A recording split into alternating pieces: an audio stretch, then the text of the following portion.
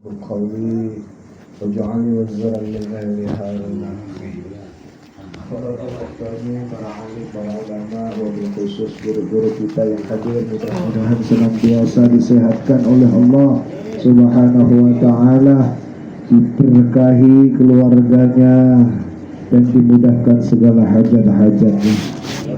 Dan kemudian kepada jamaah yang hadir pada malam hari ini, begitu pula semoga jasmani rohaninya disehatkan oleh Allah Subhanahu wa ta'ala, diluaskan, dilancarkan rezekinya oleh Allah Subhanahu wa ta'ala, dan dimudahkan segala hajat-hajatnya oleh Allah Subhanahu wa ta'ala. Hadirin yang dimuliakan oleh Allah Subhanahu wa ta'ala, malam hari ini kita sudah memasuki daripada bulan Rabiul Awal, yaitu bulan kelahiran manusia agung baginda Nabi Muhammad sallallahu alaihi wasallam. Jadi kita cari dalam majelis ini mencari keberkahan daripada secuil tetes daripada keberkahannya baginda, keagungannya baginda Nabi Muhammad sallallahu alaihi wasallam. Seorang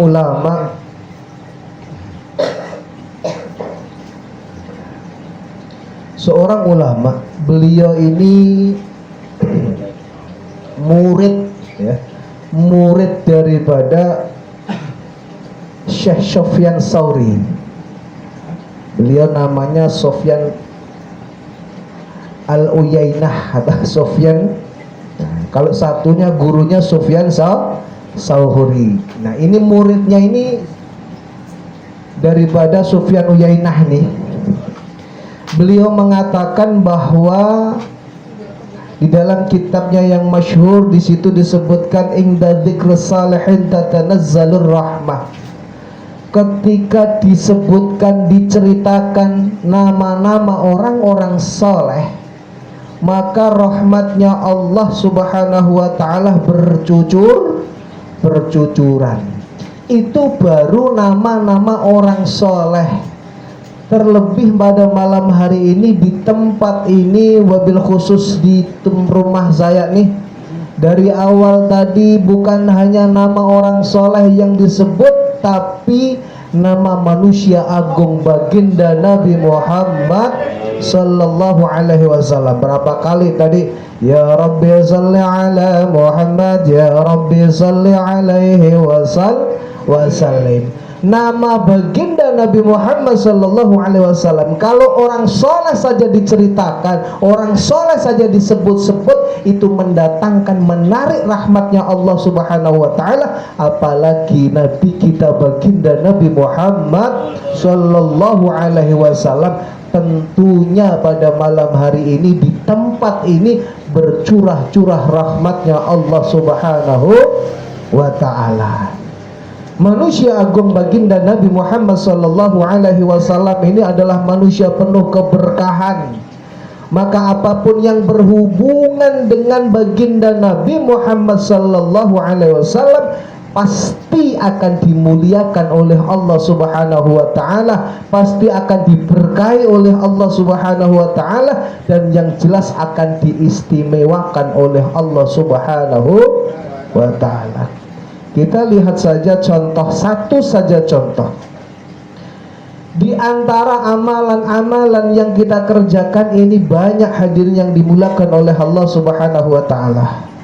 Ya, amalan-amalan yang kita kerjakan ini, adapun amalan yang kita kerjakan ini tidak akan bisa nyampe kepada Allah Subhanahu wa ta'ala, tidak akan bisa selamat kepada Allah, ya, sampai ke hadirat Allah Subhanahu wa ta'ala, kecuali ada rukun dan syarat terpenuhi. Ya, misalnya dikatakan bahwa di dalam suatu kitab Az-Zubad dikatakan bahwa ada 4 perkara, ya, ada 4 perkara di antara syarat amal itu akan diterima oleh Allah Subhanahu wa ta'ala. Yang pertama apa? Niat.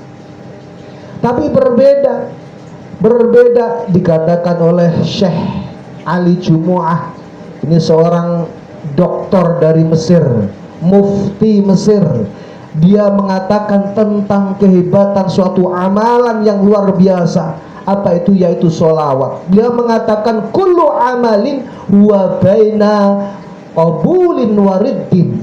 Setiap daripada amal itu pasti di antara dua, antara diterima oleh Allah Subhanahu wa taala dan ditolak oleh Allah Subhanahu wa taala, illa sholawatu ala nabi, kecuali bersolawat kepada kanjeng Nabi Muhammad sallallahu alaihi wasallam, fahiya maqbulun abadan, dia pasti akan diterima oleh Allah Subhanahu wa taala. Kenapa? Li'annaha la yahtaju bin niat, karena solawat itu nggak butuh niat. Wala yahtaju 'alal ikhlas, solawat tidak butuh ikhlas. Wala yahtaju 'ala syai', dan solawat tidak membutuhkan syarat-syarat sebagaimana amalan-amalan yang lain. Kenapa? Liyata'alluqiha bil janabil a'dhami sallallahu alaihi wasallam. Kenapa? Karena berhubungan dengan manusia agung, manusia yang mulia, kanjeng Nabi Muhammad sallallahu alaihi wasallam. Kalau amalan-amalan yang lain, Pak, yahtajul amal itu butuh ala arba'ati asya, atas 4 perkara, hatta ya selama, sehingga amal itu bisa sampai. Yang pertama apa? Niat ya, niat. Tapi sholawat tidak butuh niat. Artinya kita ini meskipun sholawat tuh tadi saya belum niat nih mau sholawat, langsung sholawat wae, nggak apa-apa, tetap diterima oleh Allah. Tapi kalau kita sholat nih, Allahu Akbar, belum niat, diterima nggak sholat kita? Nggak diterima, Pak. Kita wudu, setelah wudu baru ingat, ya tadi udah niat apa belum? Nggak diterima wudu kita. Kita puasa, belum niat, nggak diterima puasa kita. Itulah pentingnya daripada niat. Nah, yang kedua, amal itu butuh yang namanya daripada amal, ya, daripada ilmu. Ya, mengamalkan suatu amalan tanpa disertai dengan ilmu, fahuwa mardudatun la tuqbalu, maka amal tersebut tertolak, tidak diterima oleh Allah Subhanahu wa ta'ala. Ini pentingnya kita belajar, pentingnya kita berilmu. Kita sholat ya tapi nggak ngerti ilmunya sholat, ya nggak diterima sholat kita. Kita puasa nggak ngerti ilmunya puasa, siang-siang kok ngerokok umpamanya, ya kan nggak diterima tuh. Kan ngerokok nggak makan, itu angin gitu, ya kan? Nah, wong angin cuma angin ada warnanya putih aja, sama-sama cuma diisep umpamanya. Kenapa sekejap sama masuk juga umpamanya? Itu namanya nggak di ilmu ini. Artinya ilmu tanpa ya amal tanpa ilmu tidak akan diterima oleh Allah Subhanahu wa ta'ala. Tapi kalau sholawat tidak, ya, biar kita nggak ngerti sholawat aja, sholawatnya orang bodoh, tetap diterima oleh Allah Subhanahu wa ta'ala. Begitu juga ikhlas, amal butuh ikhlas. Ikhlas itu limardhatillah, untuk mencari ridhonya Allah Subhanahu wa ta'ala. Kalau kita beramal tapi ingin dipuji orang, itu nggak nyampe kepada Allah Subhanahu wa ta'ala, disebut riya. Tapi kalau sholawat kita meskipun nggak ikhlas, sholawat kita pengen dipuji Pak RT misalnya, sholawat kita pengen dipuji mertua misalnya, tetap diterima oleh Allah Subhanahu wa ta'ala. Kenapa semuanya itu dimudahkan oleh Allah? Liyata'alluqya bil janabil a'dhami sallallahu alaihi wasallam, karena itu adalah kemuliaan kanjeng Nabi Muhammad sallallahu alaihi wasallam. Dan masih banyak contoh-contoh yang lain, apapun yang berhubungan dengan baginda Nabi Muhammad sallallahu alaihi wasallam pasti akan dimuliakan oleh Allah Subhanahu wa ta'ala. Mudah-mudahan yang sedikit ini bisa bermanfaat. Wabillahi taufiq wal hidayah. Assalamualaikum warahmatullahi wabarakatuh. Bismillahirrahmanirrahim. Muhammad ibn Abdullah sallallahu alaihi wasallam. Allahumma salli wa sallim wa barik ala sayyidina Muhammad wa ala alihi wa ashabihi ajma'in. Amma ba'd. Alhamdulillah, sudah dijelaskan oleh guru kita Ustadz Mukhlas bagaimana keutamaan daripada menyebut nama Nabi Shallallahu Alaihi Wasallam. Yang harus kita ketahui juga, ayuhal ikhwan, bahwa di bulan Maulid ini, siapa yang pertama kali merayakan Maulid Nabi Shallallahu Alaihi Wasallam? Mungkin kita bertanya-tanya, siapa? Apakah para sahabat? Para sahabat tidak merayakan Maulid Nabi Shallallahu Alaihi Wasallam. Apakah para tabi'in? Apakah para tabi'ut tabi'in? Ya, karena Maulid itu datang dari salaf. Ya, acara Maulid ini, peringatan ini datang dari salaf setelah tabi'ut tabi'in. Yang saya ingin memberitahukan, kalau kita runut daripada sejarah, itu yang pertama merayakan Maulid Nabi Muhammad SAW adalah Allah Subhanahu wa Ta'ala. Kok bisa? Kok Allah? Bagaimana Allah merayakan? Allah merayakan Maulid Nabi Muhammad SAW dengan kekuasaannya, dengan kekuasaan Allah Subhanahu wa Ta'ala. Mari kita lihat bagaimana detik-detik kelahirannya Nabi SAW. Itu api majusi 1000 tahun tidak pernah padam. Padam dengan sendirinya dengan kelahiran Nabi Muhammad Sallallahu Alaihi Wasallam. Luar biasa. Ini sampai pada bingung nih. Ini bagaimana kisahnya? Ini api 1000 tahun nggak pernah padam, dijaga luar biasa ketat, disembah. Tapi ketika lahirnya Nabi SAW, Allah memutus itu yang namanya segala kemusyrikan. Ya, dan bukan hanya itu, berhala-berhala yang ada di Ka'bah. Di dalam Ka'bah itu kurang lebih ada 600 berhala. Dari ukuran kecil sampai ukuran paling besar semuanya ada. Itu 600-nya runtuh dengan sendirinya dengan lahirnya Nabi Muhammad Sallallahu Alaihi Wasallam. Ini caranya Allah merayakan kelahiran kekasihnya. Bahkan di dalam kitab yang lain, ya, riwayat yang lain, itu Allah perintahkan kepada para nabi, para bidadari untuk bersiap dan mengatakan kepada malaikat Ridwan, ya Ridwan, buka pintu sorga, hiasi sorga. Hei Malik, penjaga pintu neraka, tutup pintu neraka. Ini caranya Allah Subhanahu wa Ta'ala untuk merayakan kelahirannya Nabi Muhammad Sallallahu Alaihi Wasallam. Bahkan bukan cuma itu. Di dalam riwayat yang jumhur ulama meriwayatkan, detik-detik kelahirannya Nabi Sallallahu Alaihi Wasallam itu keluar cahaya yang bisa terlihat dari tempat lahirnya Nabi sampai kota Syam, Palestina. Dari Mekah itu terlihat sampai bidannya Nabi Muhammad SAW yang membantu kelahirannya Sayyidah Aminah. Ini salah satunya adalah ibunya daripada Abdurrahman bin Auf. Ya, Abdurrahman bin Auf punya ibu, saya lupa namanya. Ya, itu salah satu, Syifa namanya.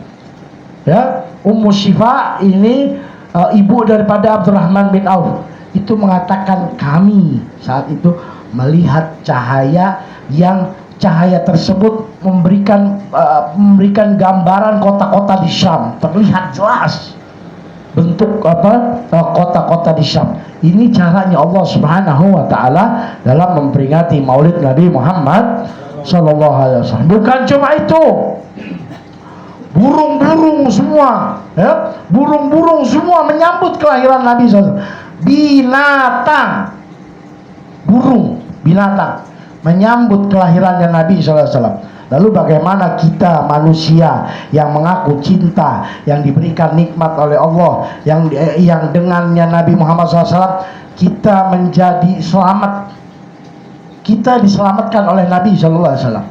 Dalam sebuah riwayat, ketika Rasulullah SAW Isra Mi'raj, Nabi SAW menceritakan kepada para sahabat, aku melihat di samping daripada arsy-Nya Allah itu ada satu singgasana, ada panggung yang indah sebelah kanan. Sebelah kanan daripada arsy ada panggung yang indah yang telah disiapkan untuk Nabi Allah Ibrahim alaihissalam. Dan di sebelah kirinya adalah panggungku, kata Nabi SAW. Allah menciptakan panggung juga di sebelah kiri untuk Nabi SAW. Karena nanti pada hari kiamat itu para nabi berada di atas panggungnya masing-masing. Nabi Ibrahim di sebelah kanannya Arsy, Nabi Muhammad di sebelah kiri Arsy. Para sahabat bertanya, "Ya Rasulullah, bukankah engkau lebih mulia daripada Nabi Ibrahim?" Betul, kata Nabi SAW. Lalu kenapa panggungmu di sebelah kiri, bukan di sebelah kanan? Maka jawab Nabi SAW, panggung yang ada di sebelah kanan Arsy adalah menuju jalan ke surganya Allah Subhanahu wa Ta'ala. Sedangkan panggung yang sebelah kiri adalah jalan menuju nerakanya Allah Subhanahu wa Ta'ala, dan aku di situ untuk mencegah daripada umatku masuk ke dalam nerakanya Allah Subhanahu wa Ta'ala. Begitu sayangnya Nabi sama kita. Bahkan di dalam Al-Quran disebutkan, azizun alaihi ma'anittum harisun alaikum bil mu'minina raufur rahim. Ya Allah, nggak ada satupun orang di dunia ini, biar kita tahu nih, tidak ada satupun, baik istri kita, keluarga kita, orang tua kita, yang merasakan susahnya kita seperti susahnya Nabi SAW merasakan susahnya kita. Nggak ada. Bahkan kita ketusuk duri, Nabi Muhammad SAW merasakan sakitnya. Nggak ada istri kita bilang cinta, I love you sayang, sehidup semati, I love you forever, forever together, ke cenah. Ya, kita sakit ya cuma sebentar doang urus gitu. Ya, tapi Nabi SAW merasakan sakitnya kita luar biasa. Ya, bahkan apa? Azizun alaihi ma anittum harisun alaikum. Pengen mendapatkan, kalian mendapatkan kebahagiaan. Nabi nggak ada pengen yang lain kecuali satu, semua umatnya selamat dari nerakanya Allah Subhanahu wa Ta'ala. Itu doang, ya, dan itu yang Nabi harapkan, ya. Di akhirat nanti tidak bakal Nabi SAW mengangkat kepalanya, ya, daripada sujud kepada Allah sampai Allah mengatakan, ya Muhammad irfa' ra'sak wasal tu'ta isfa' tu syafa'. Allah, ini kalimat yang begitu indah dari Allah. Hei Muhammad, angkat kepalamu, irfa' ra'sak wasal tu'ta, minta, mau apa? Mau syafaat, isfa' tu syafa', berikan syafaat, kata Allah. Syafaat punya Allah, bukan punya Nabi Muhammad SAW. Seluruh syafaat milik Allah. Allah yang memberikan izin kepada siapa yang dia kehendaki untuk memberikan syafaat, termasuk Nabi Muhammad SAW. Dan juga termasuk di dalam yang bisa memberikan syafaat adalah Uwais Al-Qarni. Dan termasuk yang di dalamnya yang bisa memberikan syafaat para syuhada salihin. Para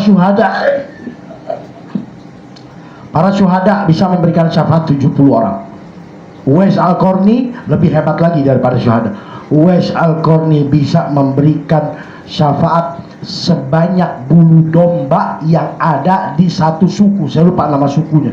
Suku yang punya domba begitu banyak. Setiap bulu domba itu yang bisa diberikan syafaat oleh Uwais Al-Qarni. Jadi luar biasa, ya. Bahkan ditutup dengan kalimat bil mu'minina raufur rahim. Dan Nabi Muhammad SAW ini mendapatkan dua gelar Allah yang tidak diberikan kepada Nabi dan Rasul yang lain, yang tidak diberikan. Dua, satu aja gelar Allah diberikan kepada satu makhluk, ini udah istimewa. Apalagi dua, Ar-Rauf, Ar-Rahim. Ini dua gelar Allah. Ar-Rauf ini kalau orang Betawi bilangnya nggak tegaan. Orang Betawi bilang, nggak tahu ada orang Sunda atau orang Jawa bilangnya, berehan. Pokoknya orang Betawi bilang kalau Ar-Rauf ini nggak tegaan, nggak tega. Nabi ngeliat umatnya nggak tega, umatnya sakit dia nggak tega, umatnya susah dia nggak tega. Makanya di dalam sebuah doa, ya Allah, susahkan pemimpin yang menyusahkan umatku, katanya, dan bahagiakan pemimpin yang membahagiakan umatku. Artinya apa? Nabi nggak tegaan ngeliat kita susah, ya. Dan Ar-Rahim ini yang penyayangnya luar biasa, sayangnya luar biasa.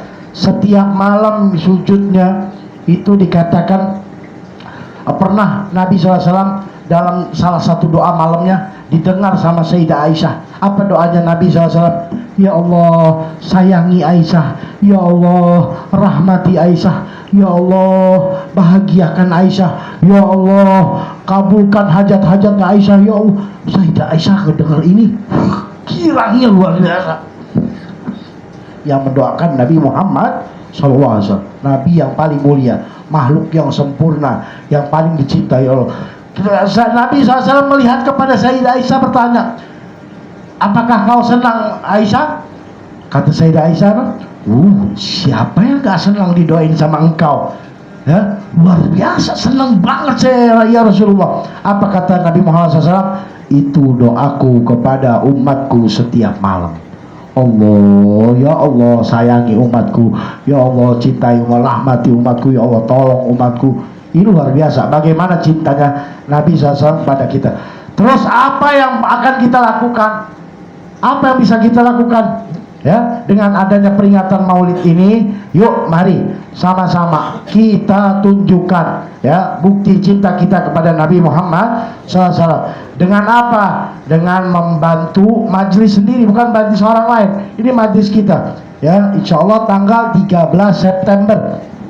Ya, ini saya mengundang juga nih kepada jamaah atau warga daripada perumahan Puri Cijambe, ya, tetangga-tetangganya Ustadz Mukhlas, jamaah Masjid Darul Fikri, mudah-mudahan bisa hadir tanggal 13 September di Masjid Al Barkah Empang, Jaya Sampurna, depan sebelum perumahan Cur. Ya, sebelum perumahan Cur, lewatin Mutiara Sampurna Residen. Insya Allah kita kumpul di sana, bergabung bersama majelis saum di bawah asuhan Syekhuna, guru kita Kiai Haji Sofyan Sauri. Nah, ini yang KW. Kalau tadi Sofyan Sauri yang kayak asli tuh, yang diceritain Ustadz Mukhlas yang asli. Kalau ini yang KW, ya. Tapi KW-nya juga KW super nih. Nah, jadi yuk mari sama-sama kita bantu majelis ini dengan menyumbangkan donasi. Ya, berapa kita punya silakan. Mudah-mudahan semuanya bisa hadir dan Nabi SAW melihat daripada kecintaan kita tunjukkan pada Maulid. Kalau kita mau tunjukkan yang lain silahkan, ya, tapi tunjukkan ya peringatan Maulid Nabi SAW. Ini adalah sunnatullah, ya, yang Allah ajarkan. Ayo, Allah udah ajarkan, masa kita tidak mau mengambil daripada kesempatan ini? Mudah-mudahan bisa bermanfaat. Wabillahi taufiq wal hidayah. Alafu minkum. Assalamualaikum warahmatullahi wabarakatuh.